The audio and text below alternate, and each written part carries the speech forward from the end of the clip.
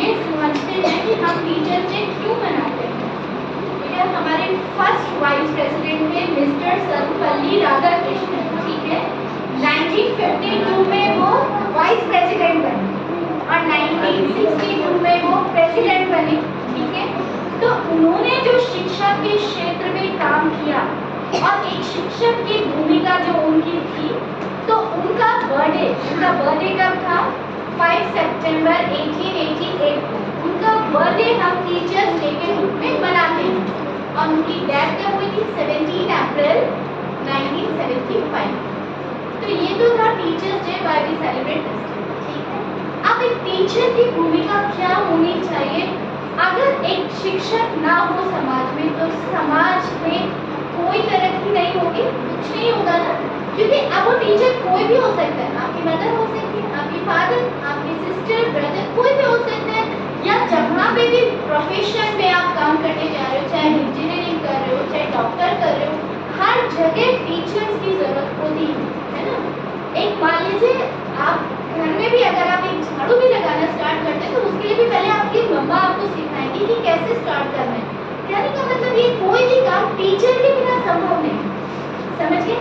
अब स्कूल्स में और कॉलेजेस में जो टीचर हैं उनकी भूमिका बिल्कुल डिफरेंट है, उन पे हमारा समाज पूरा बेस्ड है। क्योंकि अगर उनकी भूमिका गलत हो गई, उनके काम गलत हो गए तो समाज को कोई प्रॉब्लम दे नहीं सकता, क्योंकि उनकी जिम्मेदारी कितनी है? बच्चों की, है ना। तो एक टीचर क्या करता है? एक टीचर ऐसी मोमबत्ती है जो स्वयं जलता है और पूरे विश्व को प्रकाशमान करता है ना। हमें कुछ ऐसे टीचर जैसे सर्वपल्ली राधाकृष्णन हो गए, भगत सिंह से बहुत कुछ सीखने को मिलता है, अम्बेडकर से बहुत कुछ सीखने को मिलता है। अब इनसे क्यों सीखने को मिलता है? क्योंकि जो इनकी लाइफ थी ना बेटा, इनका वे ऑफ लिविंग जो था वो बिल्कुल सिंपल था, सादा जीवन, उच्च विचार। क्योंकि इन्होंने देश और समाज को देने की कोशिश की। एक टीचर कभी भी मनी माइंडेड नहीं हो सकता और जो मनी माइंडेड है वो टीचर नहीं हो सकता, समझे। क्योंकि टीचर का काम क्या है? गुरुकुल शिक्षा पद्धति आपने सुनी होगी। टीचर का काम है बच्चों को शिक्षा देना और इतना उसको धन भी चाहिए क्योंकि उसे भी अपना घर परिवार चलाना है। लेकिन अगर वो इससे ऊपर सोचने लगे तो वो शिक्षक की गरिमा से गिर जाता है, ठीक है। घर तो सबको चलाना है, उतना काम उनको करना है। अब शिक्षक, आप जैसे बच्चे क्या होते हैं ना, सबसे पहले ये देखते हैं वो टीचर कितने स्मार्ट कर रहे हैं, है ना। सबसे पहले यही क्वेश्चन अराइज होता है ना माइंड में, कितने स्मार्ट कर रहे हैं। आपका ये क्वेश्चन ही गलत है। आपका क्वेश्चन ये होना चाहिए कि आज हमारी मैम हमें क्या कुछ नया सिखाने वाली है, या हमारी कौन सी टीचर के पास। कुछ सब्जेक्ट्स ऐसे होते हैं ना बेटा, जब टीचर पढ़ा के कभी लर्न हो जाते हैं, है ना। और कुछ चीज़ें आपकी लाइफ में ऐसी भी रहेंगी चाहे कितनी बार भी पढ़ा ले आपको समझ ही नहीं आए।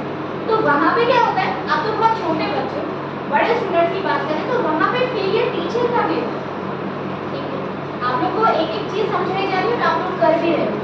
तो जैसे जैसे ग्रो अप करोगे ना, आपके दिमाग में डेली ये क्वेश्चन होना चाहिए, मैम की कभी या मैम की सर की सजावट में मत जाना, ठीक है।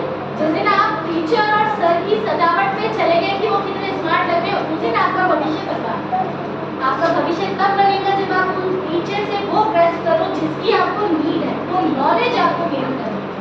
और जब जब आपकी नॉलेज, विद्या का जो धन कितना होता है, विद्या का जो धन होता है, जितना आप खर्च करते हैं उतना बढ़ता है, और जितना आप उसको स्टोर करते हैं, मैं नहीं बताऊंगा उसको, मेरा आंसर नहीं सिखाना, वरना उसको आ जाएगा हम लोग बता। तो वो जो धन है वो उतना पूरी तरह बर्बाद। अब शिक्षक और विद्यार्थी दोनों का कोरिलेशन है ना, ये आगे कैसे बढ़ता है? Daily practice.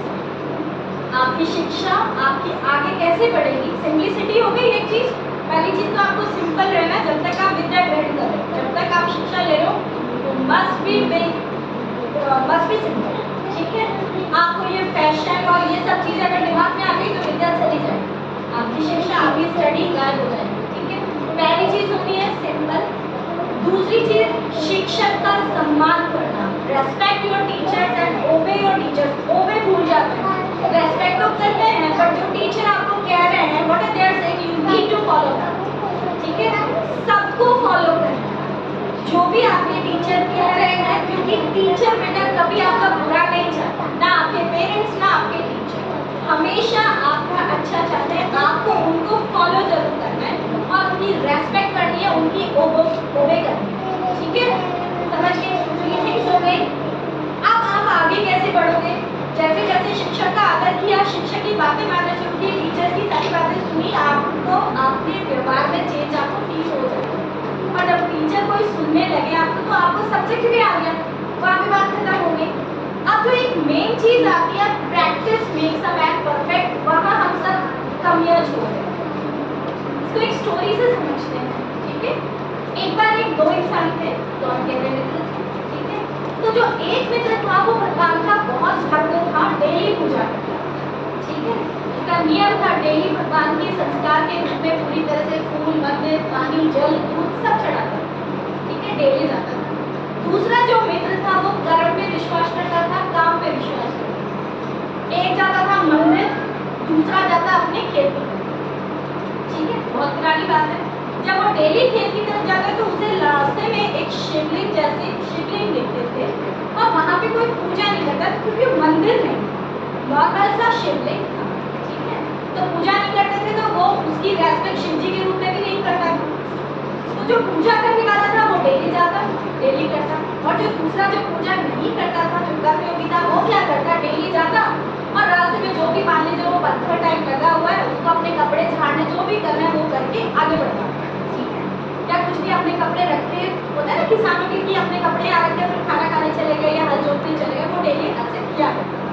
ये प्रोसेस डेली चल रहा था।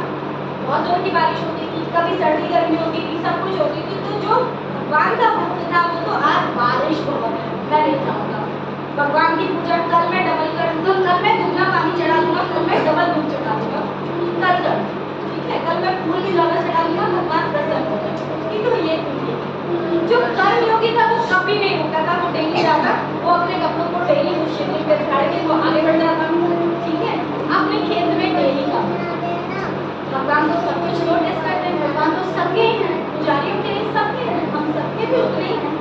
अब जो डेली जैसे ही बारिश होती है तो भगवान को भूख लग रही है ना, तो भगवान तो भक्त का वेट कर रहे हैं कि आज भी भक्त आएगा, आज भी मेरे लिए चढ़ावा लेके आएगा। क्योंकि जब हमारी आशा है कि भगवान उस फूल को खाते हैं, तो बारिश वाले दिन भी खाएंगे, खाएंगे ना, सर्दी वाले दिन भी खाएंगे, गर्मी वाले दिन भी खाएंगे। लेकिन जब बारिश ज्यादा होती, जब गर्मी ज्यादा होती, जब सर्दी ज्यादा गर्मी होती, तो वो भक्त गायब, पहुंचता ही नहीं था मंदिर। लेकिन जो कर्म योगी था, जिसको खेत में काम करना था, उसको तो पता है मेरी फसल खराब हो जाएगी, वो डेली जाता, तो डेली शिवलिंग में अपने कपड़े झाड़ के आए। तो जब एक दिन बहुत जोर की बारिश हो रही थी, वो पंडित नहीं पहुंचा मंदिर, लेकिन वो दूसरा दोस्त पहुंचा, तुरंत शिवजी भगवान प्रकट हुए।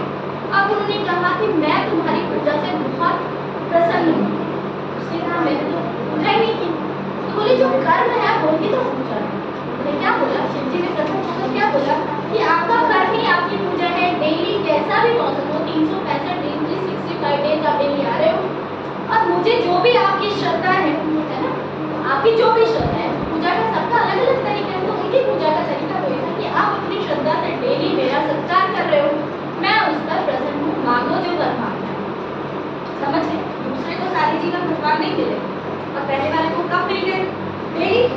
तो ये चीज आप स्टूडेंट्स को अपने व्यवहार में लानी है कि बारिश हो, गर्मी हो, आपकी शिक्षा, आपकी स्टडी रुकनी नहीं चाहिए। अगर लाइफ में आगे बढ़ना है, अगर आपने सोचा आज बारिश ज्यादा है, मैं कल ज्यादा पढ़ूंगा, तो कल कभी नहीं आता, कल कभी नहीं आता, कल आज हो जाना है, ठीक है? इसलिए दिमाग में ये चीज कभी मत लेके आना आज बारिश है, गर्मी है, सर्दी में आज कम पढ़ूं या कल मैं ज्यादा पढ़ूं तो हो जाएगा, कभी नहीं, ठीक है? रेगुलरिटी जिस दिन आपके व्यवहार में आ गई, उस दिन आपको आगे बढ़ने से कोई नहीं रोक सकता, ठीक है?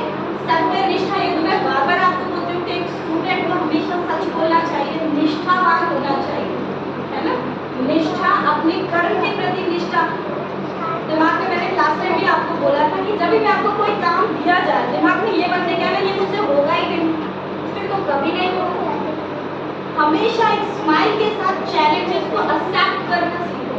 आपकी मैम को मैं 10 मिनट्स पहले बोलती हूँ कि आज ऑनलाइन क्लासेस लेनी है और आपको ऐसे से कराना है, वो सब रेडी हो, तब आपका फ्यूचर बनता है। अगर वो भी आप लोगों की तरह से बहाने लगाए मुझसे ये नहीं होगा, मुझसे वो नहीं होगा, तो कुछ नहीं होगा फिर आपका। समझ गए? रेगुलरिटी, पंक्चुअलिटी एंड स्ट्रेंथ वो आपके व्यवहार में आनी चाहिए, तभी आप लाइफ में सक्सेस हो। और नो मैटर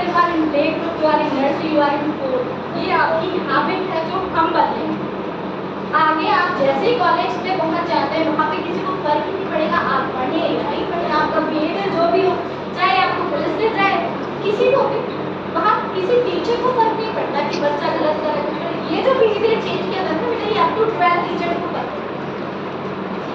तो ये आपका बेबिंग टाइम है, ये व्यवहार है। आप जब रोड से निकलते हो आपके कपड़े कोई नहीं देखता, आपकी वे ऑफ टॉकिंग सब देखता। आप अपने टीचर से, अपने पेरेंट्स से कितनी रेस्पेक्ट से बात करते हो ना, किसी के पास खड़े हो जाइए तो उससे बात करने का मन करता है, और किसी की एक लाइन सुनते ही उससे ऐसा लगता है इससे दूर चले जाओ। ऐसा क्यों होता है? उसके मुँह से स्मैक हो गया, लेकिन उसकी जो बातें हैं वो चुभ रही हैं कानों, अच्छी नहीं लगती। और जितना आपके कानों को अच्छे उससे जबरदस्त दिमाग उनको वापस कर देता है, ठीक है, प्रतिक्रिया बल लगाना स्टार्ट कर देता है कि इसकी बात मुझे सुननी नहीं है, क्योंकि इसके अंदर बिल्कुल भी पोलाइटनेस नहीं है। तो अपने व्यापार में पोलाइटनेस लाइए, और जितने भी महापुरुष हैं उनकी जीवनियों को पढ़िए, समझिए, सीखिए, है ना। जितना आप उनकी चीज़ों को सीखते जाएंगे आप कहीं आगे निकल जाएंगे। ऐसा थोड़ी जो पुराने महापुरुष हो चुके वैसे आज के टाइम में नहीं बनेगी बेटा। योगी जी और मोदी जी को भी आगे वाले समय में जब आपकी न्यू जनरेशन आएगी तो आप देखना बोलो कि इनको भी इतना ही आदर से याद करें, ठीक है। तो अपना व्यवहार, पंक्चुअलिटी और रेगुलरिटी और ऑनेस्टी और पोलाइटनेस, ये 4 थिंग्स आपको कभी नहीं छोड़नी है। एंड रेस्पेक्ट योर टीचर्स, ओबे योर टीचर्स, अंडरस्टूड।